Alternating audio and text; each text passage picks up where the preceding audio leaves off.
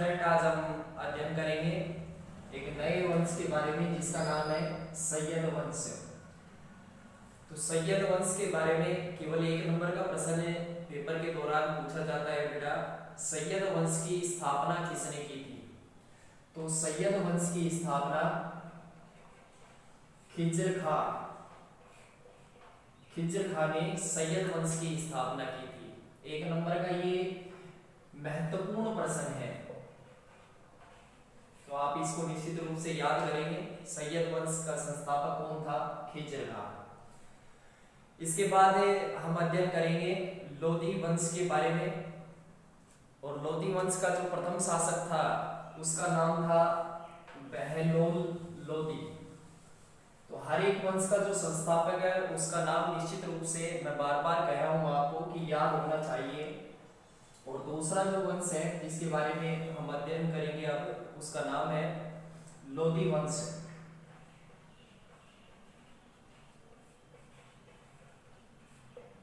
लोदी वंश का संस्थापक था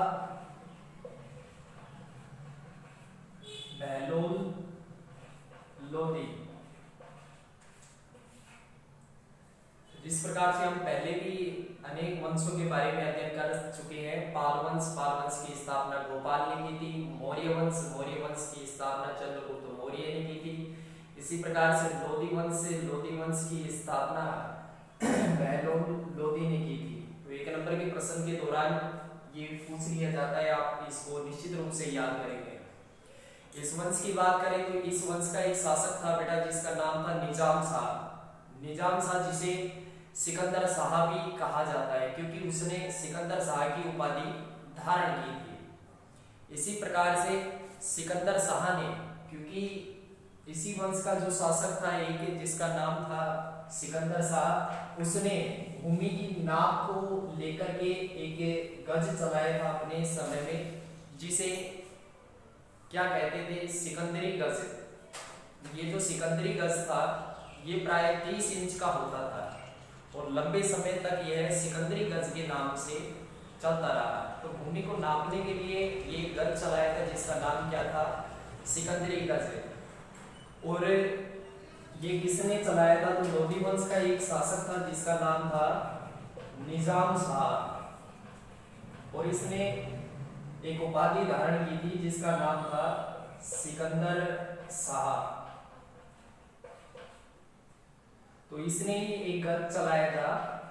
ये गज जो था प्राय 30 इंच का होता था और यह किस काम में आता था? यह भूमि को नापने के काम में आता था। और लंबे समय तक ये गज सिकंदरी गज के नाम से चलता रहा क्योंकि शासक का नाम ही क्या था? सिकंदर शाह, जिसे इतिहास में निजाम शाह भी कहते हैं। इसी की बात करें सिकंदर शाह की, तो इसने आगरा नगर का निर्माण करवाया और इसका उपनाम था गुलरू खां। तो इतिहास में अनेक ऐसे शासक हैं जिनके उपनाम भी है, जैसे महाराणा प्रताप को कुका या कीका कहते थे। इसी प्रकार से यदि देखें तो सिकंदर शाह का उपनाम क्या था? गुलरू खां। इसके बारे में बात करें आगे चल के इसी वंश के क्रम में, तो 1517 ईस्वी में इसकी मृत्यु के बाद जो शासक बना उसका नाम था निजाम शाह, या कहें इसकी निजाम शाह की मृत्यु के बाद जो शासक बना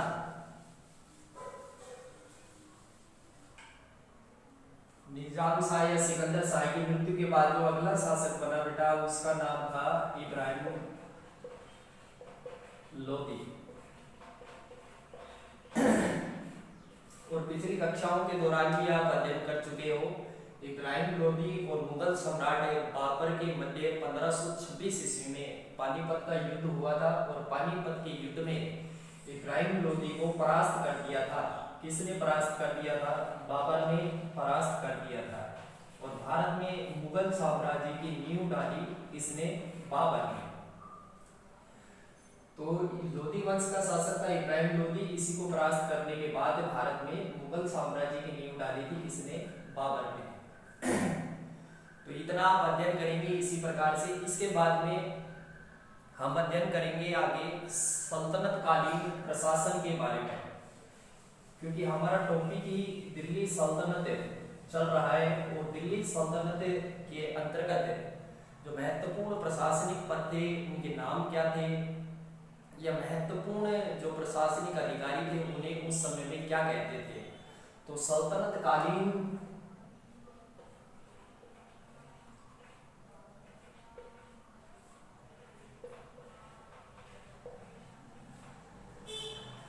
प्रशासन, अगला टॉपिक है हमारा सल्तनत कालीन प्रशासन। तो दिल्ली सल्तनत की स्थापना की थी किसने? कुतुबुद्दीन ऐबक ने। उसके बाद हमने क्रम से इल्तुतमिश के बारे में, रजिया सुल्तान के बारे में, बलबन के बारे में तथा अन्य वंशों के बारे में भी हमने अध्ययन किया। तो सल्तनत दिल्ली सल्तनत की स्थापना की थी किसने?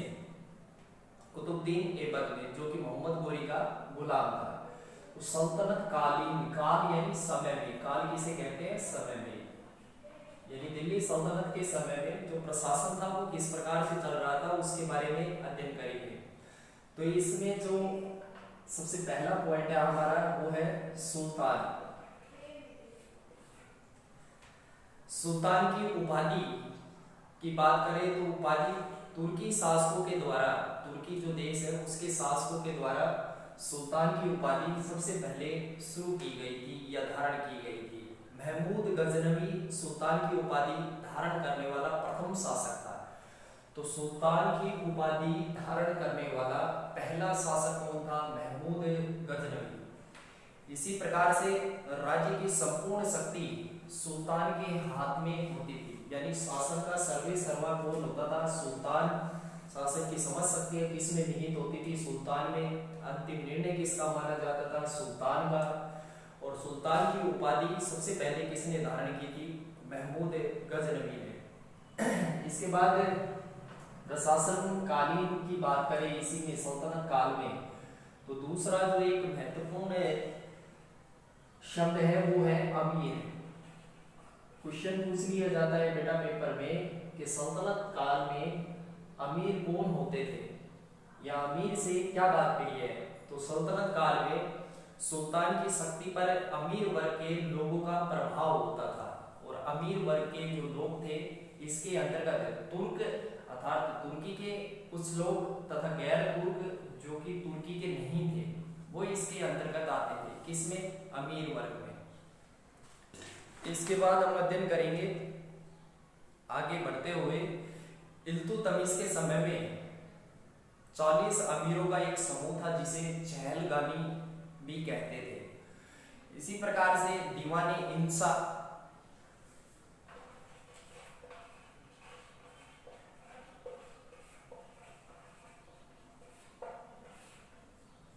तो ये दीवाने इंसा क्या था?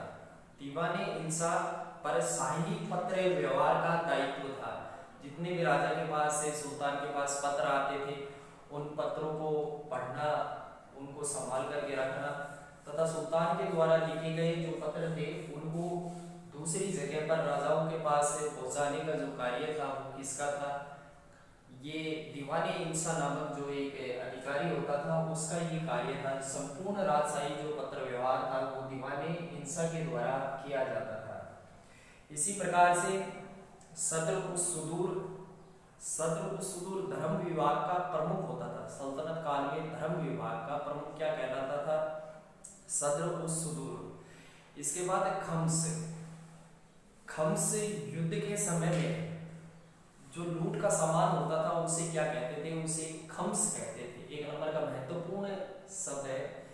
जब युद्ध होता था उस दौरान लूटपाट भी करते थे, लूट के दौरान जो सामान मिलता था उसे क्या कहते थे? उसे खम्स कहते थे। इसी प्रकार से प्रांतपतियों को वली या नाजिम भी कहा जाता था, और प्रांतपतियों की जो नियुक्ति है वो सुल्तान के द्वारा ही की जाती थी, क्योंकि संपूर्ण जो राज्य था वो प्रांतों में बटा हुआ था। प्रांतों में वली या नाजिम की नियुक्ति की जाती थी, और नियुक्ति किसके द्वारा की जाती थी? सुल्तान के द्वारा। इसके बाद एक शब्द है सिख। तो सल्तनत काल में जिले का जो राजस्व अधिकारी होता था वह सिख कहलाता था। एक नंबर का यह भी महत्वपूर्ण प्रश्न है कि सल्तनत काल में जिले का प्रशासनिक अधिकारी क्या कहलाता था? तो जिले का प्रशासनिक अधिकारी सिख कहलाता था बेटा। तो ये है सल्तनत कालीन कुछ महत्वपूर्ण पदाधिकारी या महत्वपूर्ण व्यक्ति जिनको विभिन्न विभाग जो थे वो उस समय सौंप रखे थे। जैसे कि बाद में आगे चल करके हिंदू की बात करें तो हिंदुओं के अंतर्गत जो राजा थे, जो व्यक्ति थे, शासन का जो प्रमुख था उसे राजा कहते थे। इसी प्रकार सल्तनत काल में जो राजा न कह करके उसे क्या कहते थे, सुल्तान। तो आप इनको अच्छी प्रकार से याद करेंगे। इसके बाद अध्ययन करेंगे मुगल कालीन भारत के बारे में।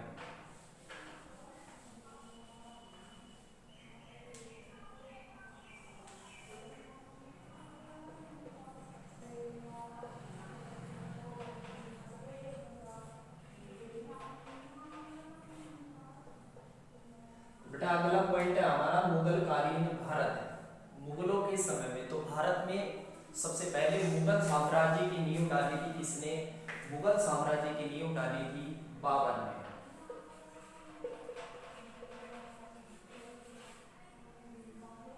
और मुगलों के समय में भारत किस प्रकार से भारत का शासन जो है वो चलाया जा रहा था, और मुगल कालीन भारत के बारे में हम अध्ययन करेंगे। तो सबसे पहले बाबर जो कि मुगल साम्राज्य का संस्थापक था, इसके बारे में कुछ बातें याद रखेंगे। बाबर का जन्म 14 फरवरी 1483 में हुआ था। जन्म कब हुआ था? 14 फरवरी 1483